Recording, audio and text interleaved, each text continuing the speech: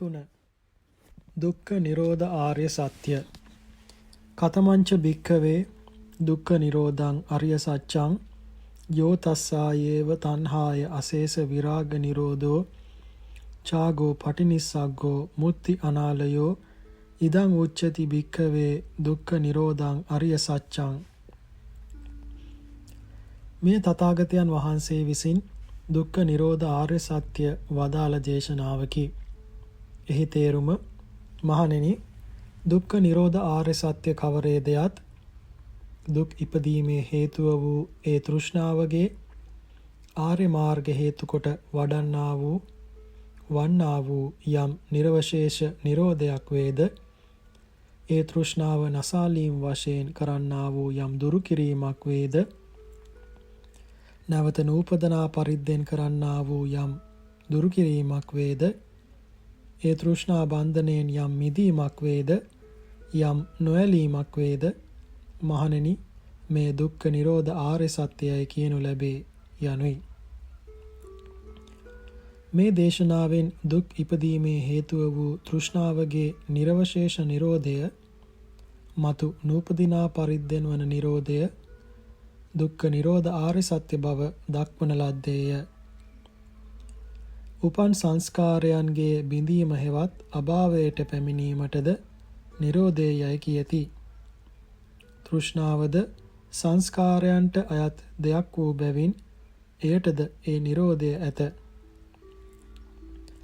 මේ නිරෝධ සත්‍ය කතාවෙහි ගනු ලබන නිරෝධය එය නොව මතු උපදිය හැකි තෘෂ්ණාවෙන් නූපදීම වූ නිරෝධයයි. එයට නිර්වශේෂ නිරෝධයයි අනුත්පාද නිරෝධයයි නිර්වශේෂ ප්‍රහාණයයිද කියනු ලැබේ. යමෙකුට වස්තුව ගැනත් අමුදරුවන් ගැනත් තමන්ගේ ශරීරය හා ජීවිතය ගැනත් ඉන්ද්‍රියන්ට විෂය වන රූප ශබ්ද ආදිය ගැනත් තෘෂ්ණාවක් කවර ආකාරයකින්වත් නූපදී නම්, දෙවගණක් බඳු තරුණියක හා එක යහනක කලක් විසුවත් කාමරාගය නූපදී නම්, ඔහුට ඇති ඒ තෘෂ්ණාව නූපදනා ස්වභාවය තෘෂ්ණාවගේ නිර්වශේෂ නිරෝධයයි දත යුතු. තෘෂ්ණාව නිරුද්ධ වුවද පංචස්කන්ධය පවතී නම් සත්වයා දුකින් නොමිදුනේය. පංචස්කන්ධය නිරුද්ධ වුවහොත් එහි සුළු කොටසක් වූ තෘෂ්ණාව පැවතියේද එය බලවත් දුකක් නොවේ. දුකින් පීඩිත තැනැත්තාහට උවමනා ප්‍රධාන දෙය පංචස්කන්ධ සංඛ්‍යාත දුක්ඛයාගේ නිරෝධයයි. දුක්ඛ නිරෝධ ආර්ය සත්‍ය වදාරණ වූ තථාගතයන් වහන්සේ තෘෂ්ණාවෙන් අන්‍ය වූ ක්ලේශයන් හා ස්කන්ධයන් නොගෙන තෘෂ්ණාව වූ එක් ධර්මයක් පමණක්ගෙන එහි නිරෝධයාගේ වශයෙන් දුක්ඛ නිරෝධ ආර්ය සත්‍ය වදාරණ ලදුවේ දුක් නැති කරගත හැකි ආකාරයත් සමගම දුක්ඛ නිරෝධ ආර්ය සත්‍ය දක්වනු සඳහාය. තෘෂ්ණා සංඛ්‍යාත දුක්ඛ උත්පාදක හේතුව තිබියදී ඵලය වූ දුක්ඛය නැති කල නොහැකිය. මහත් ආයාසයෙන් යම්කිසි දුක් කොටසක් නැති කලේද හේතුව පවත්නා බැවින් නැවත දුක් එන්නේමය. තෘෂ්ණාව වූ දුක්ඛ හේතුව නැති කලහොත් එයින්ම දුක් කෙලවර වන්නේය. එබැවින් දුක නැති කිරීමේ නොවර්ධන ක්‍රමය තෘෂ්ණාව වූ දුක්ඛ හේතුව නැති කිරීමමය.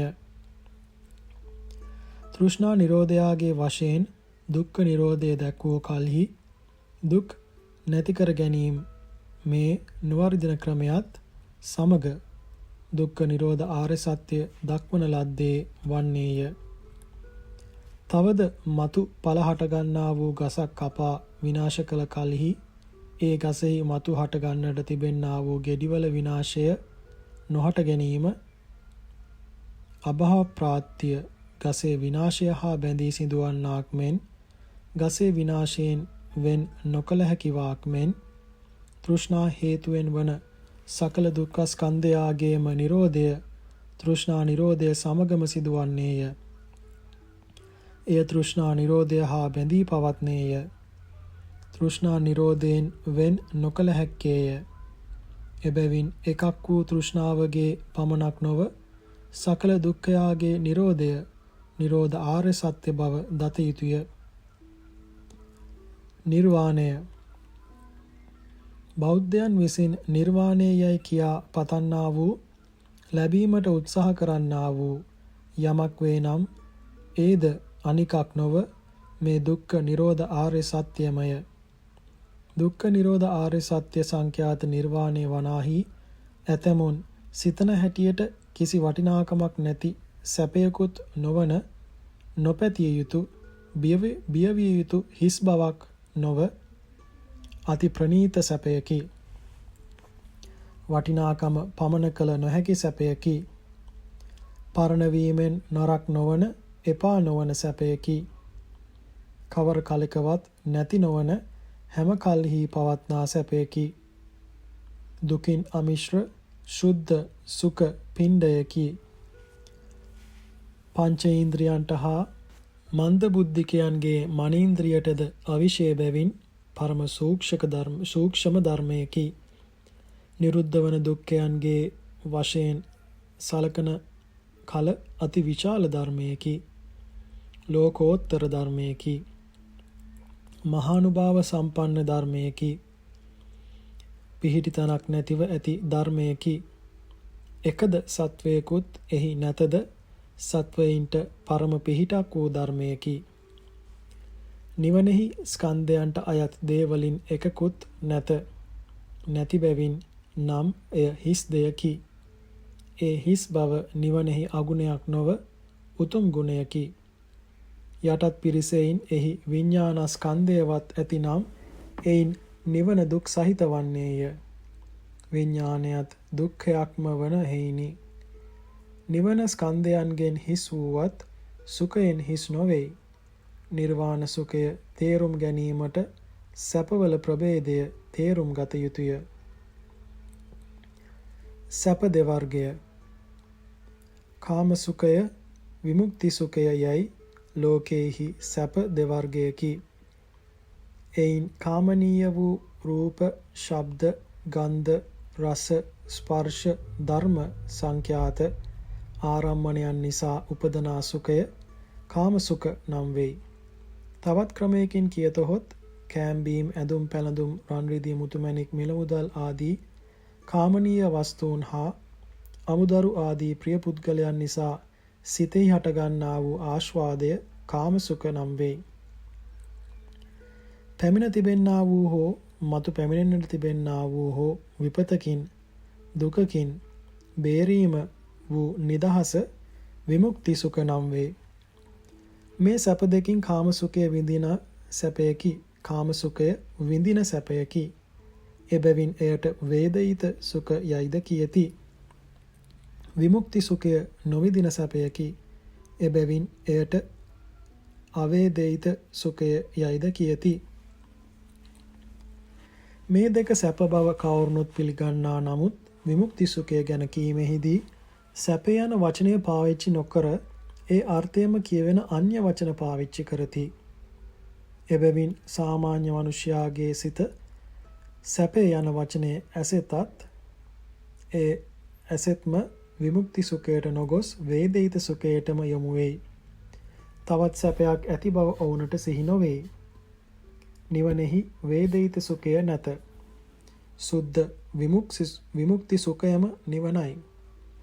විමුක්තිය සැපයක්සේ වැටහි නැති බැවින් නිවන සැපයක් යයි කී කලෙහි ඔහුගේ සිත සැලෙයි. එය ඔහුට නොවැටහෙයි. සමහර විට නිවන සැපය ගැන ඇසූ කලෙහි එයත් වේදිත සුඛයමයි වරදවා හෝ සිතයි. නිවන් සැපය තේරුම් ගත හැකි වීමට විමුක්තිය සැපයක් බව හොඳින් අවබෝධ කරගත යුතුය. හිස රදය පැවතීම දුකකි. ඒ දුකින් පෙළෙන තැනැත්තා බෙහෙත්ගෙන එය නැති කරගත් කලෙහි හිස රදය සුව වුණාය කියා හෝ සනීප වුණාය කියා හෝ හොඳ වුණාය කියා හෝ කියයි. සුවය, සනීපය, හොඳය යන වචන තුنين කියවෙන්නේ අර්ථ තුනක් නොව එක් අර්ථයකි. ඒ අර්ථය නම් අනිකක් නොව සැපයයි. ඒ සැපය නම් හිසරදය පිළිබඳ විමුක්තියයි. එහෙත් එය ප්‍රකාශ කිරීමට සැපය යන වචනයෙන් අන්‍ය වූ වචනයක් පාවිච්චි කරන බැවින් විමුක්තිය සැපයක් බව පිළිගනිමින්ම සැපයක්සේ නොසිතයි. මෙය වචනවල වෙනස්කම් නිසා ඇතිවන අවුලකි. මේ කරුණ නුවණින් සලකා තේරුම් ගත් කලෙහි විමුක්තිය සැපයක් බව වැටහෙනු ඇත. සැප දෙකින් කාම සැපය හොඳ යයි පිළිගන්නා දෙයක් අරමුණු කොට පහළවන සිත සමග ඇති වී විදුලියසේ වහා නැති වී යන ෂණික දෙයකි. ඇසිපිය වරක් හෙලන්නට ගතවන කාලය පමණවත් එය නොනවතී සැනකින් නැතිවන දෙයක් නිසා එය ඊතරම් වටිනාකමක් නැත. ස්කන්ධයන්ට අයත් බැවින් එය ඕදාරික සුඛයක්ද වේ. විමුක්තිය සැනකින් අතුරුදහන් වන දෙයක් නොව කල්පවත්නා දෙයකි. හිස රුජා සුව වූ විමුක්ති සුවය නැවත හිස රදයක් හටගන්නා තුරුම පවතී. නිර්වාණ සුඛ සංඛ්‍යාත විමුක්ති සුඛය වනාහි කවර කලකවත් නොනැසෙන්නේය. කල්පවතීම ආදී නොඑක් කරුණු නිසා විමුක්ති සුඛය කාම සුඛයට වඩා බොහෝ වටිනා සුවයකි. නැවත නැවත ලබන කල එපා වන ස්වභාවයක් කාම සුඛයන්හි ඇතත් විමුක්ති සුඛයෙහි ඒ ස්වභාවය නැත. විමුක්ති සුඛය එපා වීම නම් දුක් ඕනෑවීමයි. දුක් ඕනෑ කරන කෙනෙක් නැති බැවින් විමුක්ති සුඛයේ එපා වීමක් නැත. පෙර දඹදිව සාකේත නුවර සිටු බිරිඳකට හිස රුජාවක් සෑදී සුව කරගත නොහැකිව සත්වසක් ගත විය. සත්වසකින් පසුව ජීවක නැමැති වෛද්‍ය ආචාර්යවරයා එය සුව කළේය. දුකින් මිදුණා වූ සිටු බිරිඳ සතුටු වී තොටුපඳුරු වශයෙන් ජීවක තුමාට 4000ක් මිල දින. ඇගේ පුත්‍රයාද ඔහුට ඔහුගේ භාර්යාවද එසේම 4000 බැගින් තෑගි කළහ. මහසිටානෝද සතුටුව කහවණු 4000 හා 16ක්ද 16ක්ද අශ්ව රථයක්ද තෑගි කළහ.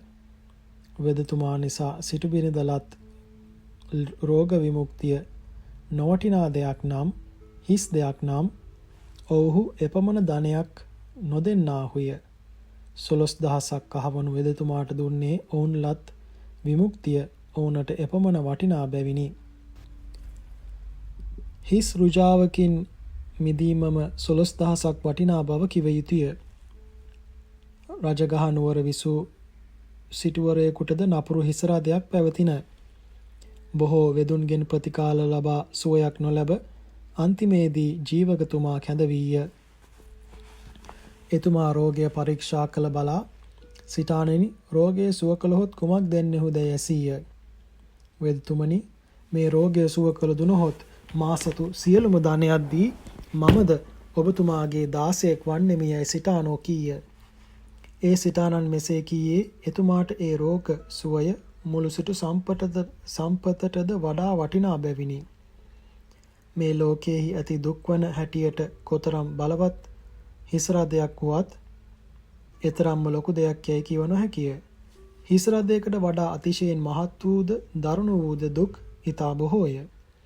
හිස් රදයක් සුව කළ වූ අල්ප විමුක්ති සුඛයක් පවා මෙසේ සිටු සම්පතකට වඩා අගනා කල එයට වඩා මහත් වූ දුකින් මිදීමේ සුවය කොතෙක් නොවටනේද? කාම සුඛයන් අතර මෙපමණ විශාල වටිනාකම ඇති සැප නැත්තේය. ඇතමෙකු සමහර කාම සුඛයන් වෙනුවෙන් මහා පරිත්‍යාගයන් කරතත් එසේ කරනුයේ ඒවායේ එතරම් වටිනාකමක් ඇති නිසා නොව මුලාවම නිසාය. නිර්වාණ සුඛයෙහි උසස් බව. නිවනෙහි කාම සුඛය සම්පූර්ණයෙන්ම නැත.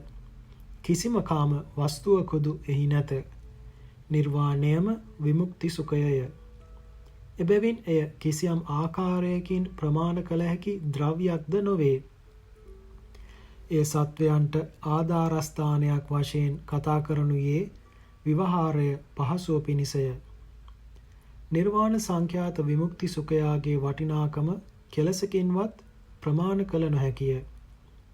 දින ගණනකින් ඒකාන්තයෙන් මරණයට පමුණුවන දරුණු රෝගයක් යම් කිසිවෙකුට වැළඳුනහොත් ඒ රෝගය සුව කිරීමට සමර්ථ වෛද්‍යවරයා එක් කෙනෙක්ම නම් ජීවිතාශාව ඇති රෝගියා තමාගේ සකල සම්පත්තියම වුවද ඒ වෙදදුරාට දී රෝගය සුව කරවාගෙන මරණයෙන් විමුක්තිය ලබා ගන්නේය. ඒ රෝගියා සිටුවරයෙක් නම් සියලු සිටු සම්පතම නොදෙතහොත් රෝගයට පිළියම් නොකළ හැකියයි වෛද්‍යවරයා කියයි නම් ඔහු මුළු සිටු සම්පතම දී මරණයෙන් විමුක්තිය ලබා ගන්නේය. රෝගියා රජෙකු වී නම් රාජ්‍ය වුවද දී මරණයකින්ම මිදීම සඳහා යොදවන්නේය. මෙසේ බලන කල්හි එක් මරණයකින් මිදීම වූ විමුක්ති සුඛයම සිටු සම්පතක් පමණද රජ සම්පතක් පමණද වටිනා බව කිව යුතුය. නිවනට නොපැමිණ විසුවහොත් අනාගතයෙහි එක් සත්වයෙකුටම ඒ ජාතිවලදී පැමිණෙන මරණ සියක් දහස් ලක්ෂයක් කෝටියක් නොව අනන්තය. එක මරණයකින් නිදහස් වීමම රාජ්‍යයක් තරම් වුවද වටිනා කල්හි අනන්ත අප්‍රමාණ මරණයන්ගේ විමුක්තිය වූ නිවන් සුඛය කොතෙක් නොවටීද? එහි වටිනාකම කවරෙකුට කෙලෙසින් නියම කළ හැකි වේද? නොහැකිමය. එක මරණයකින් මිදීමේ වටිනාකම සතයක් පමණ වේ යයි සලකා ගණන් බැලුවේද නිවන් සුවයේ වටිනාකම පමණ කළ නොහැකිය. නිවනට පැමිණීමෙන් ලැබෙනුයේ මරණ දුක්ඛයෙන් මිදීම පමණක් නොවේ. ඇතිතාක් සියලුම දුක්වලින් නිදහස් වීම නිවනයි. මරණ දුකෙන් නිදහස් වීමේ වටිනාකමම පිරිසිඳ දැකිය හැකිද? නොහැකිමය. නිර්වාණයාගේ විශාලත්වය. දුක්ඛ නිරෝධ ආර්ය සත්‍ය සංඛ්‍යාත නිර්වාණ ධාතුව සූක්ෂම ධර්මයක් වුවද අති විශාල දෙයක් යයිද කිව යුතුය. එහි විශාලත්වය දැක්වීමට උපමාවකදු සුලභ නොවේ. ඒ විශාලත්වය නිරුද්ධ වන දුක්ඛ ස්කන්ධයට අනුව දැක්විය යුතුය. අනාගත කාලයාගේ කොනක් නැත්තේය. නිවනට නොපැමිණියහොත් සත්වයාද ඒ කාලය මුළුල්ලෙහිම නැවත නැවතත් කුඩා මහත් නොයෙක් ජාතිවල උපදින්නේය. එහි අවසානයක් නැත්තේය. එබැවින් සසර සැරිසරන එක් සත්වයෙකුට අනාගත කාලයේදී ලබන්නට වන ජාති දුක්ඛයන්ගේ ප්‍රමාණයක්ද නැත. ජරා දුක්ඛයන්ගේ ප්‍රමාණයක්ද නැත. ව්‍යාධි දුක්ඛයන්ගේද මරණ දුක්ඛයන්ගේද ශෝක දුක්ඛයන්ගේද පරිදේව දුක්ඛයන්ගේද දුක්ඛ දුක්ඛයන්ගේද දෝමනස්ස දුක්ඛයන්ගේද උපායාස දුක්ඛයන්ගේද අප්‍රිය සංප්‍රයෝග ප්‍රිය විප්‍රයෝග දුක්ඛයන්ගේද කැමති දෑ නොලැබීමේ දුක්ඛයන්ගේද ඒ දුක්ඛයන්ගේ ප්‍රමාණයක් නැත. නරකයේහි උපිද ලැබෙන්නට වන දුක්ඛයන්ගේ ප්‍රමාණයක් නැත. තිරිසන්ව ඉපද ලබන්නට තිබෙන දුක්ඛයන්ගේද ප්‍රමාණයක් නැත. ප්‍රේතව ඉපද ලබන්නට වන දුක්ඛයන්ගේ ප්‍රමාණයක්ද නැත. සසර සැරිසන සත්වයාට හිමිවන මේ අනාගත දුක්ඛ ස්කන්ධයාගේ මහත්වය යම් පමණද නිර්වාණයාගේ විශාලත්වයද එපමණම වන්නේය. ඒ දුක්ඛ ස්කන්ධයාගේ කටුක බව යම් පමණ වේ නම් නිර්වාණයාගේ සුඛත්වයද එපමණම වන්නේය. ඒ දුක්ඛ ස්කන්ධයාගේ රෞද්‍රත්වය යම් පමණ නම් නිර්වාණයාගේ සෞම්‍යත්වයද එපමණම වන්නේය. ඒ දුක්ඛ ස්කන්ධයාගේ භයානකත්වය යම් පමණ වේ නම් නිර්වාණයාගේ රමණීයත්වයද එපමණම වන්නේය. පටන් ගැනීමක් නැත්තා වූ මේ සංසාරයේහි එක් පුද්ගලයෙකු විසින් අතීතයේදී මිනිස් ලොව තබා දෙව්ලොව ඇත්තා වූද සියලුම සැප නොඑක් වාරවලදී ලබා තිබෙයි. එහෙත් ඔවුනට ඒවායින් අද ඇති කිසිම වැදගත්කමක් නැත. අද ඒවා රෑදුටු හීන පවණවත් අගය නැත. මතු ලෞකික සැප කොතෙක් ලදුයේ වී නමුත් ඒවාට වන්නේද අතීතයේහි ලැබූ සැපවලට වූ දෙයමය. එබැවින් ලෞකික සැපවල කිසිම හරයක් නැත.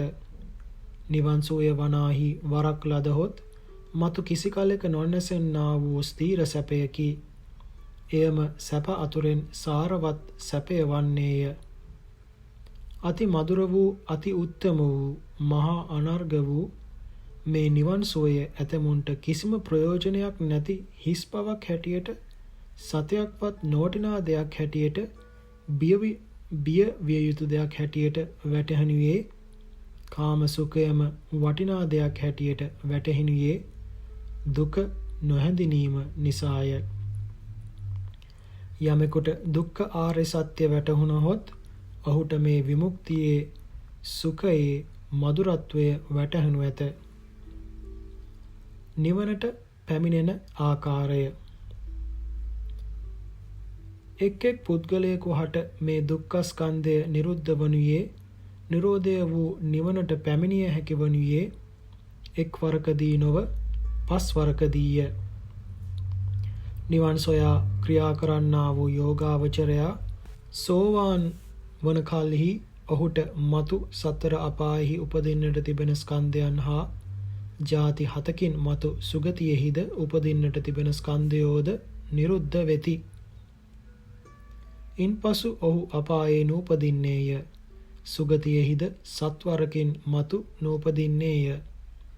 සෝවාන් වීමේදී නිරුද්ධ වන දුක්ඛයාගේ විශාලත්වය හා ඔහුට ඉතිරිවන දුක්ඛයාගේ අල්පත්වය යට දක්වා ඇත. සෝවාන් පුද්ගලයා වන්නා වූ මේ දුක්ඛ නිරෝධය පළමු වරට නිවනට පැමිණීමයි.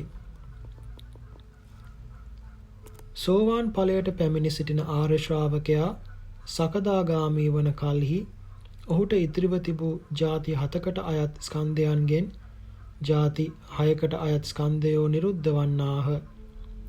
ඉන්පසු ඔහුට සසර උපදින්නේ එක් වරකි. සකදාගාමී පුද්ගලයා මේ ජාති 6ට අයත් දුක්ඛයෙන් මිදී දෙවන වර නිවන් ලැබීම වන්නේය. සකදාගාමී පුද්ගලයා අනාගාමී වන කල්හි ඔහුට කාම භවයේහි එක් වරක් ලබන්නට තිබූ ස්කන්ධ දුක්ඛයද නිරුද්ධ වන්නේය. ඉන්පසු ඔහු කාම භවයන්හි නූපදින්නේය. අනාගාමී පුද්ගලයා ලබන මේ දුක්ඛ නිරෝධය තුන්වන වර නිවන් ලැබීම වන්නේය. අනාගාමී පුද්ගලයා රහත් වන කල්හි රූප අරූප භවයන්හි උපදින්නට තිබූ ස්කන්ධයෝද නිරුද්ධ වෙති. ඉන්පසු ඒ රහතන් වහන්සේ කිසි කලෙක කොතනකවත් නූපදින්නාහ. රහතන් වහන්සේගේ ඒ දුක්ඛ නිරෝධය හතරවෙනි වරට නිවන් පැමිණීමය. හතරවෙනි වරටත් නිවනට පැමිණීමෙන් පසු රහතන් වහන්සේට ශේෂව ඇත්තේ අතීත හේතුවෙන් හටගන්නා වූ වර්තමාන ස්කන්ධ දුක්ඛය පමණකි. පිරිනිවීමෙන් එය කෙලවර වන්නේය. එය පස්වෙනි වරට නිවනට පැමිණීමයි. නිර්වාණයාගේ ප්‍රභේද. සෝවාන් වීමෙහි පටන් පිරිනිවීම දක්වා ස්ථාන පසකදී ආර්ය ශ්‍රාවකයා ලබන නිවන නිරෝධ ස්වභාවයෙන්ද දුක්ඛ ස්වභාවයෙන්ද එකක්ම වන්නේය.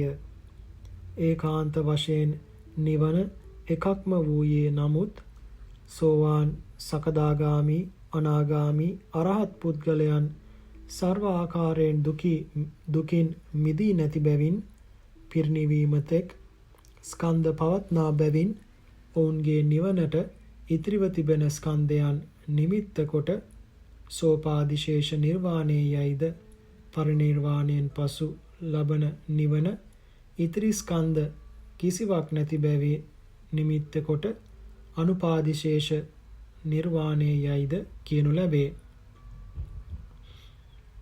ද්වේ ඉමා චක්කුමා පකාසිතා නිබ්බාන ධාතු අනිස්සිතේන තාදිනා ඒකාහි ධාතු ඉද දිට්ඨ ධම්මිකා ස උපාදිසේසා භවනෙත්ති සංකයා අනුපාදිසේසා පන සම්පරායිකා යම් හි නිරුද්ධාන්ති භාවානි සබ්බේසෝ. තේරුම පසස් ඇත්තා වූ තෘෂ්ණා දෘෂ්ටීන් කරනකොට ස්කන්ධයන් ඇසුරු නොකරන ලද්දා වූ තාදී ගුණයෙන් යුක්ත වූ භාග්‍යවතුන් වහන්සේ විසින් දෙකක් වූ මේ නිර්වාණ ධාතුහු ප්‍රකාශිතය. සත්වයා භවයෙන් භවයට ගෙන යන්නා වූ තෘෂ්ණාවෙන් ක්ෂය වීම වූ ස උපාදිශේෂ නම් වූ එක් නිර්වාණ ධාතුවක් මේ ප්‍රත්‍යක්ෂ ආත්ම භාවයේහිම වූවාය. යම් නිර්වාණ ධාතුවක්හි සර්වාකාරයෙන් භවයෝ නිරුද්ධ වෙත්ත අනුපාදිශේෂ නම් වූ ඒ නිර්වාණ ධාතු ස්කන්ධ ભેදයෙන් හෙවත් මරණයෙන් පසුව වූවාය යනු එහි තේරුමයි. නිර්වාණයාගේ සෝපාදිශේෂ අනුපාදිශේෂ ભેදය පිළිබඳ මතභේද ඇතද ග්‍රන්ථය දික්වන බැවින් මෙහි නොදක්වනු ලැබේ. නිවන් සුවය හා පුද්ගලයා පිරිනිවන් පානා රහතන් වහන්සේලා මතු නූපදිනා බැවින් නිවනට පැමිණීමෙන් සත්වයා නැතිවන්නේය. නිවන කොතරම් වටිනා දෙයක් යැයි කියතත් එය ලබාගත් තැනැත්තා නැති බැවින් නිවන පලක් නැත බියවිය යුතු දෙයක් යැයි සමහරු සිතනුයේ සත්වයාගේ තත්ත්වය නොදනීමෙනි. නිවනෙහි නිවන් සුවය විඳමින් සිටින සත්වයකු නැති බව නම් සත්‍යයකි. සත්වයකු නැත්තේ නිවනෙහි පමණක් නොවේ. නිවනෙන් පිටතද පරමාර්ථ සත්‍ය වශයෙන් ස්කන්ධම මිස කොතනකවත් සත්වයෙක් නැත. ස්කන්ධ පංචකය නම් පරමාර්ථ වශයෙන් ඇත්තේය. එහි රූපයද සත්වයා නොවේයි. වේදනාවද සත්වයා නොවේයි. සංඥාවද සත්වයා නොවේයි. සංස්කාරයෝද සත්වයා නොවේයි. විඥානයද සත්වයා නොවේයි. ස්කන්ධ පංචකය හැර සත්වයෙක්ද නැත. එබැවින් ව්‍යවහාර මාත්‍රය හැර සත්වයාය කියා කිසිවෙක් නැති බව දත යුතුය. සූර්යාගේ ගමන නිමිත්ත කොට දවස යන ව්‍යවහාරය පවත්වනු මිස ඇත්ත වශයෙන් දවස කියා කිසිවෙක් නැත. හිරුද දවස නොවේයි. හිරු එළියද දවස නොවේයි. අඳුරද දවස නොවේයි. ඒවා හැර දවසය කියා ගත හැකි අන් දෙයක්ද නැත. හුදෙක් දවසය යනු ව්‍යවහාර මාත්‍රයකි. දවසය කියා කිසිවක් නැතත් ව්‍යවහාරය පුරුදු වීමෙන් සෑම දෙනාටම දවසය කියා දෙයක් ඇතිසේ වැටහී තිබේ. සත්වයා යනුද එසේම ඇතිසේ වැටහී තිබෙන ඇත්ත වශයෙන් නැතිම දෙයකි. ඒ පරිකල්පිත සත්වයා හෙවත් පුද්ගලයා ඇති සැටියටගෙන ලෝක විවහාරය වශයෙන් කියතොත් ස්කන්ධ පංචකයාගේ හිමියා වූ ඒ සත්වයාම නිර්වාණ සුඛයාගේ හිමියා බවද ඒ සුවය ලබාගෙන සිටින තැනැත්තා බවද කිව යුතුය. ස්කන්ධ දුක්ඛය යමකුගේ නම් දුක්ඛ නිරෝධ සංඛ්‍යාත විමුක්ති සුඛයත් ඔහුගේමය. එබැවින් නිවනෙහි සත්වයකු නැතැයි කියා බිය නොවිය යුතුය. නිරෝධ සත්‍යයාගේ ස්වභාව 4. නිරෝධස්ස නිස්සරණට්ඨෝ විවේකට්ඨෝ අසංකතට්ඨෝ අමතට්ඨෝ යනුවෙන් පටිසම්භිදා මග්ගපාළියේහි දක්වන ලද සතරක් වූ නිරෝධ ස්වභාවයන්ගේ නිරෝධ ලක්ෂණයන්ගේ වශයෙන්ද මේ දුක්ඛ නිරෝධ ආර්ය සත්‍ය දත යුතුය. නිස්සරණට්ඨය විවේකට්ඨය අසංකතට්ඨය අමතට්ඨය යන මොහු නිරෝධ ආර්ය සත්‍යයේ චතුර්විධ ස්වභාවයෝය. නිස්සරණට්ඨය එහි නිස්සරණට්ඨය යනු ක්ලේශයන් කෙරෙන් හා දුක්ඛයන් කෙරෙන් මිදුන බවය. ක්ලේශයන්ගේ ස්කන්ධයන්ගේ නිරෝධය වූ නිර්වාණය නොලැබුවා වූ නිර්වාණයට නොපැමිණියා වූ සත්වයෝ කොහි සිටියාහුද? කිනම් තත්වයකට පැමිණ සිටියාහුද? ඔව්හු රාග ආදී ක්ලේශ සංතාපයන්ගෙන්ද නොමිදුනෝය. පංචස්කන්ධය පරිහරණය කිරීමේ දුක්ඛයෙන්ද නොමිදුනෝය. ජාති ජරා ව්‍යාධි මරණ ශෝක පරිදේව ආදියෙන්ද නොමිදුනෝය. අපාය දුක්ඛයන්ගෙන්ද නොමිදුනෝය. නිවන වනාහි ඒ ක්ලේශයන්ගේ හා දුක්ඛයන්ගේ නිරෝධය වූ බැවින් නිවනට පැමිණියා වූ සත්වයෝ ඒ ක්ලේශයන් කෙරෙන් හා දුක්ඛයන් කෙරෙන් මිදුනාහු වෙති. ක්ලේශයන්ගේ හා දුක්ඛයන්ගේ නිරෝධය වූ නිර්වාණය සර්වාකාරයෙන් ක්ලේශයන්ගෙන් මිදී පවත්නා ධර්මයකි. නිර්වාණයාගේ ඒ ක්ලේශයන්ගෙන් හා දුක්ඛයන්ගෙන් මිදී පවත්නා බව නිරෝධාර්ය සත්‍යයේ නිස්සරණ අට්ඨය යයි කියනු ලැබේ. විවේකට්ඨය ක්ලේශයන්ගෙන් හා දුක්ඛයන්ගෙන් හිස් බව විවේකට්ඨය නම් වේ. නිවනට නොපැමිණියා වූ පුද්ගලයා සසර කවර භවයකට පැමිණ සිටියත් කිනම් තත්වයකට පැමිණ සිටියත් ක්ලේශයන්ගෙන් හා දුක්ඛයන්ගෙන් නොමිදියකු බැවින් ඔහු කෙලෙස් බරින් බරව වාසය කරන්නෙකි.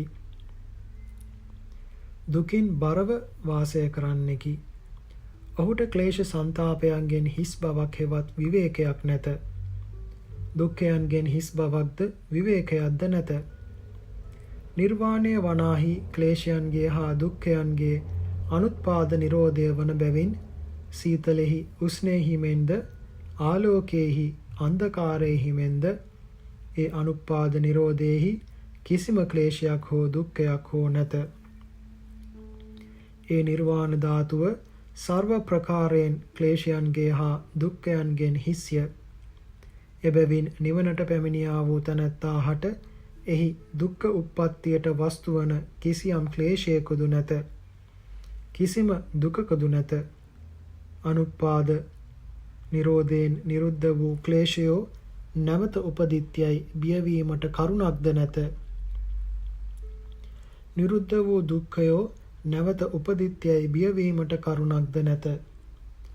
මේ ක්ලේශයන්ගේ හා දුක්ඛයන්ගෙන් සර්වාකාරයෙන් හිස් බව නිරෝධ ආර්ය සත්‍ය සංඛ්‍යාත නිර්වාණයේ විවේක අට්ඨයයි. අසංඛ තට්ඨය පැවැත්වීමට අනුබල දිය යුතු බවක් හෝ ආරක්ෂා කළ යුතු බවක් හෝ නැවත නැවත උපදවා ගත යුතු බවක් හෝ නැති බව අසංඛ තට්ඨය නමි.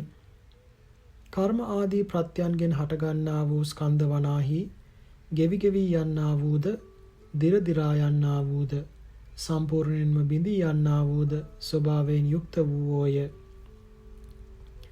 සැබවින් ස්කන්ධයන්ට ඇලුම් කරන්නා වූ ස්කන්ධ සහිතව වාසය කරන්නා වූ තැනැත්තාහට වැඩ බොහෝ වන්නේය.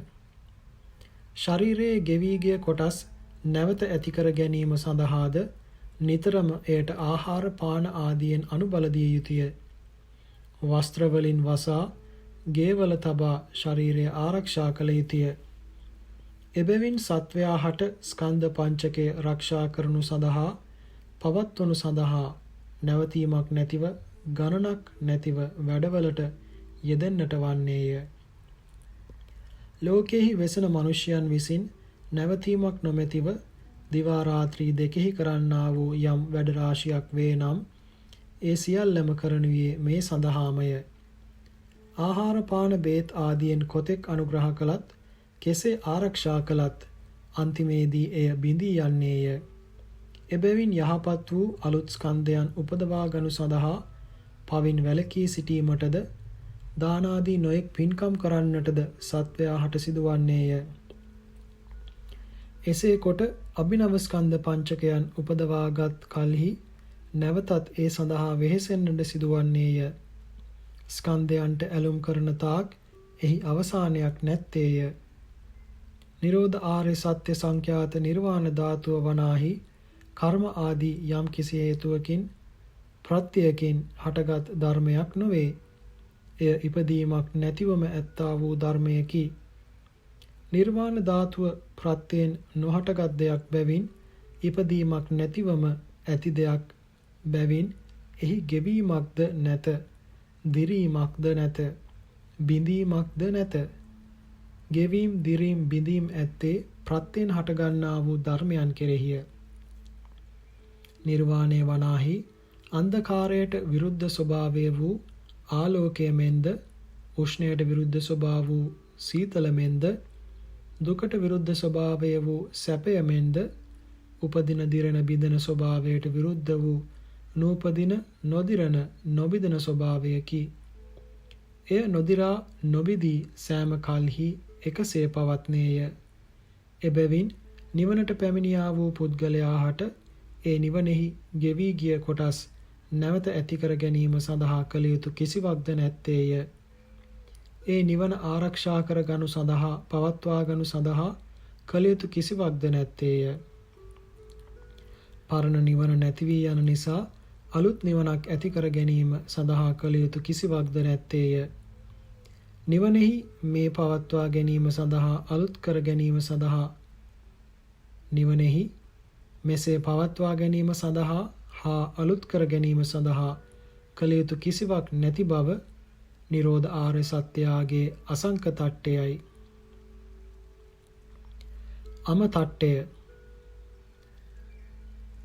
බිඳී අතුරුදහන් වීමක් නොමැතිව සෑම කල්හිම පවත්නා බැවින් අම තට්ට නම් වෙයි. සත්වයන් විසින් ආත්මයයි ගෙන සිටින්නා වූ කර්ම ආදී ප්‍රත්‍යයන්ගෙන් නිර්මිත වූ ස්කන්ධයෝ වනාහි ඉපදීමෙන් පසු ඇසිපිය වරක් හෙළන තරම් වූ කාලයකදු නොපැවති මිදි විදී යන්නෝය.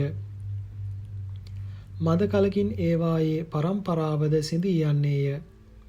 එබැවින් ප්‍රත්‍යයෙන් හටගත්තා වූ ස්කන්ධය ආත්මය කොටගෙන ඒවාට ඇලුම් කරමින් සිටින්නා වූ සත්වයා හට මරණ බයින් තොරව වාසය කිරීමට ඉඩ ඇති අවස්ථාවක් නොමැත්තේය.